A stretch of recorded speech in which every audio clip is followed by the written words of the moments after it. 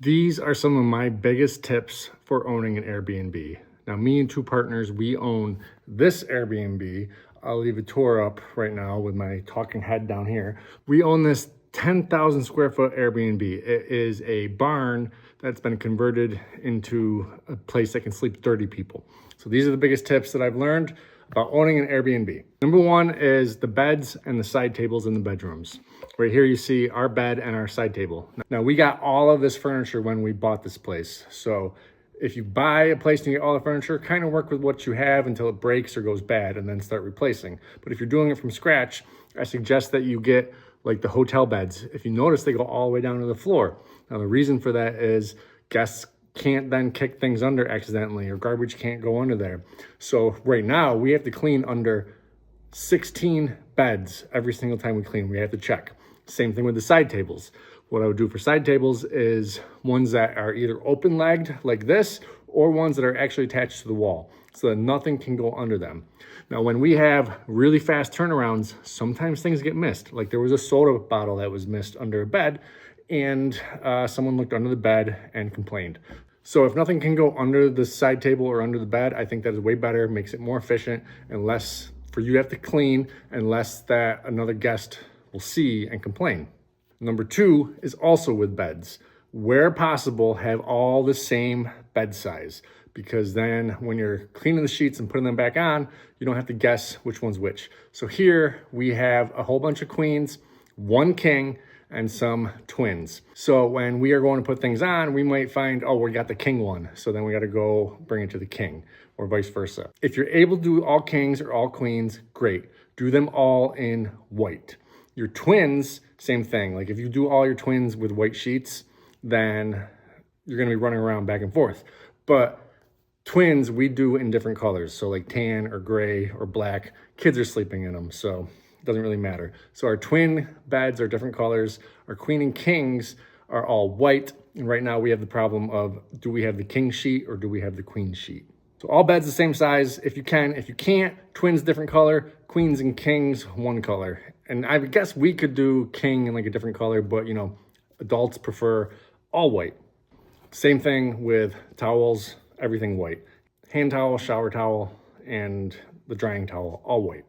Now we made a giant order when we bought this place for brand new towels, sheets, and pillowcases, and we're still not through them. We bought them in so much bulk that we got a good price. So don't just buy like 10 at a time, buy 100 at a time and you'll get a better price. And I forget where we bought them. If I remember, I'll put it down in the link below, but it was a place that supplies hotels. Even if you only got a few beds, buy 100. It just makes it a whole lot cheaper. And when something goes bad, you can be fine throwing it away because you know you've got a whole bunch of replacements. The last thing that I would suggest is either having Wi-Fi internet connected thermostats, or thermostats where the guest cannot hit hold. Now what that means is you've set a schedule, say at 10 a.m. it goes up to 68. At 10 p.m. it goes down to 65, something like that, or anything in between all that. Or on the weekdays it's different because you don't generally have guests. You're trying to control your heat costs. Now, if a guest can hit hold, they can literally turn it up to 90 and hit hold, and it'll just stay like that the entire time, wasting a ton of money. Especially if they check out and you don't go back to clean for a day or two because you don't have guests coming for another 3-4 days. So if they are able to hit that hold button and bypass the schedule, then it's just gonna be blasting out heat and wasting money.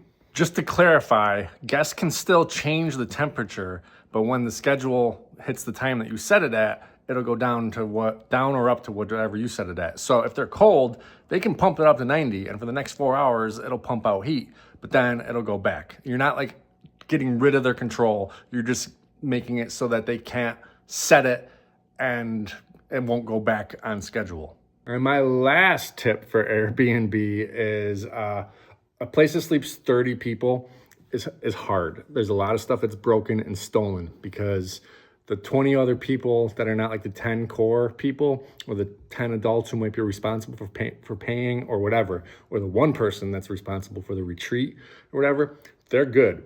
It's all their guests that they don't care. They break things, they steal things. My mother loves decorating for Christmas. She used to deck this place out. And when we'd come back in January, she'd see 2/3 of it was stolen. And she bought nice things to have fun decorating in here. So it's kind of scummy. Just so many people stole a lot of the Christmas things. And just in general, stuff gets broken all the time because all those people, they don't give a shit. So if we ever do another Airbnb again, we're only gonna max have sleeping for 8 to 10. That's it. 30 people, too much. We're actually selling this and it's about to close soon. So those are my tips I've learned doing Airbnb. So real quick recap, it is beds all the way to the floor, side tables either open or attached to the wall, all the same size beds, all the same color sheets for kings and queens, and then different color sheets for twins, and then thermostats that you can either control at home or don't allow the guest to bypass the schedule. If you got any tips that you've learned from running an Airbnb, go ahead and put them down in the comments for other people to learn from our mistakes.